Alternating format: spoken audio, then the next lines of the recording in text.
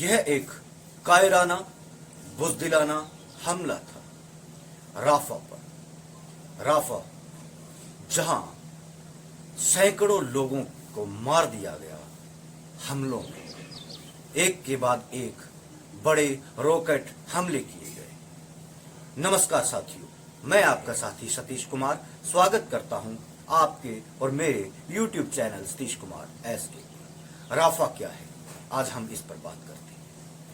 Israel और फिलिस्तीन के बीच एक तरफा जंग की स्थिति है। एक तरफा इसलिए क्योंकि जंग तो वो होती है जब दोनों तरफ से फौजें लड़ रही हों। फिलिस्तीन के पास फौज नहीं, या कहें फिलिस्तीन मजबूती की स्थिति में नहीं है, वो मजबूत नहीं है, वो शोषित है जिस पर हमला किया जा रहा है। इजराइल लगातार उस पर हमला कर रहा है। पिछले 9 महीनों से ये तेज हो गए। क्यों अचानक राफा दुनिया भर में ट्रेंडिंग पर है, क्यों वो ट्रेंड कर रहा है और क्यों ऑल आइज ऑन राफा हर तरफ देखने को मिल रहा है, सुनने को मिल रहा है। इजराइल के हमलों से गाजा पूरी तरीके से तबाह हो गया था और वहां से निकलने के सभी रास्ते बंद कर दिए गए थे। ना तो रसद वहां पहुंच रही थी, ना खाना, ना पानी, ना बिजली, कुछ भी नहीं। ऐसे में यूएनओ ने राफा को सेफ जोन घोषित किया और वहां रिफ्यूजीज, शरणार्थियों के बहुत बड़े कैंप बनाए गए, जिनमें फिलिस्तीन के वे लोग जो युद्धों से प्रभावित थे, प्रताड़ित थे, जिनके अपने परिजन मारे गए थे और जिनके घर नहीं, जो बेघर थे, वो वहां अपनी जिंदगी बिता रहे थे ताकि वो वहां से निकल सके। इसी राफा पर इजराइल ने लगातार रॉकेट हमले किए और सैकड़ों लोगों को कत्ल कर दिया। ये कायराना बुज़दिलाना हमला था। दुनिया की तारीख में कहीं भी ऐसा देखने को नहीं मिलेगा कि किसी रिफ्यूजी कैंप पर, किसी शरणार्थी कैंप पर हमला किया गया। वे लोग जो खुद प्रताड़ित है, जो जीने के लिए प्रयास कर रहे हैं ताकि उनकी जिंदगी बची रहे, उनके नौनिहाल बच्चों की जिंदगी बची रहे, उन्हें कत्ल कर दिया गया। ये हकीकतन एक बुज़दिलाना हमला था। पूरी दुनिया में इस हमले पर थू थू हो रही है। तो वहीं फिलिस्तीन की आवाम के पक्ष में, राफा के हक में असंख्य लोगों ने अपनी आवाज बुलंद की है दुनिया भर में। तो वहीं भारत के लोग भी इसके साथ हैं। बॉलीवुड हो या आम लोग हो, हर तरफ all eyes on Rafah trend कर रहा है। एक जमात ऐसी भी है जो अमानवीय है, जो गैर इंसानी है, जो गैर अखलाकी है। वे लोग कह रहे हैं कि राफा के पक्ष में बॉलीवुड वाले क्यों बोल रहे हैं, राफा के पक्ष में भारत के प्रतिरोधी लोग क्यों खड़े हो रहे हैं। उन्हें लगता है कि राफा में मुसलमान मारे जा रहे हैं। वे मुसलमानों की हत्याओं पर खुश होते हैं, वो जश्न मनाते हैं।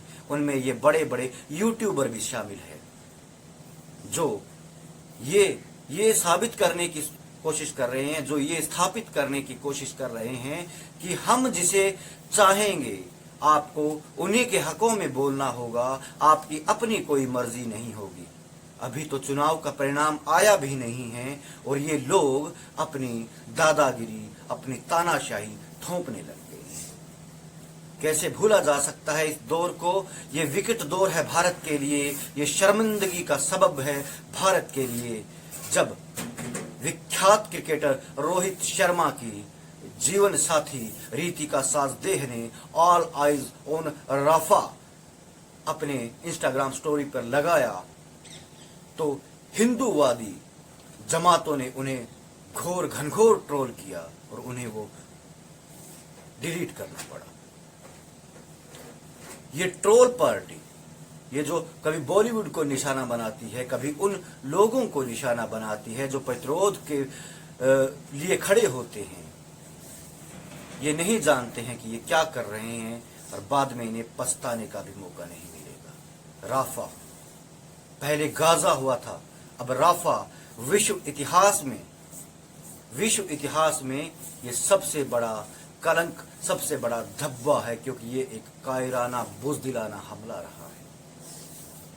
फिलिस्तीन का इतिहास क्या है, इजराइल का इतिहास क्या है, ये आप सभी जानते हैं, लेकिन फिर भी एक ब्रीफिंग मैं आपको कर देता हूँ। हिटलर के उभार के बाद जब जर्मनी में यहूदियों पर अत्याचार हो रहे थे, उन्हें घेटों में, गैस चैम्बरों में मारा जा रहा था, उन्हें चुन चुन कर मारा जा रहा था, तब वे जर्मनी छोड़ छोड़ कर भाग रहे थे, और जो भी बचे हुए थे वो भाग रहे थे और दुनिया के अलग अलग देशों में जाकर वे बस रहे थे। द्वितीय विश्व युद्ध खत्म हुआ, हिटलर का अंत हुआ, जैसे कि हर एक तानाशाह का अंत होता है, भले वो चुनावों से आए, भले वो कैसे भी आए, उसका अंत यही होता है। द्वितीय विश्व युद्ध खत्म होने के बाद में 1948 में अमेरिका के हस्तक्षेप और यूनाइटेड नेशन ऑर्गेनाइजेशन की ओर से यहाँ फिलिस्तीन में जगह दी गई यहूदियों को। बहुत छोटी सी जगह, लेकिन आज वो छोटी सी जगह फिलिस्तीन के लिए भी नहीं बची, फिलिस्तीनी आवाम के लिए भी नहीं बची। वे लगातार संघर्ष कर रहे हैं कि ये है क्या चीज, ये क्या हम पर थोप दिया गया है।